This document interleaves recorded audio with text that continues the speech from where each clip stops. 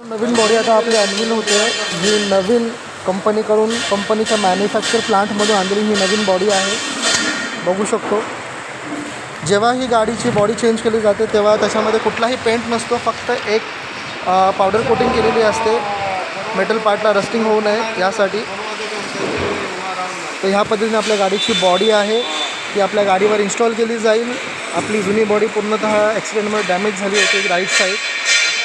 शक्यतो लेफ्ट साईडमध्ये आपलं काहीच झालं नव्हतं, पण ही राईट साईड जी आपली गाडीची होती ती पूर्ण डॅमेज झाली होती. म्हणून नवीन बॉडी आपण त्याला दुरुस्त न करता आपण नवीनच बॉडी टाकणार आहोत. माफ करा, थोडा आवाज कमी येतो आहे आणि कारण ते वर्कशॉप असल्यामुळे जास्त ठोकाठोकीचा आवाज आदाआपट होते, त्याच्यामुळे थोडंसं डिस्टर्बन्स होऊ शकतो. बघू शकतो आपली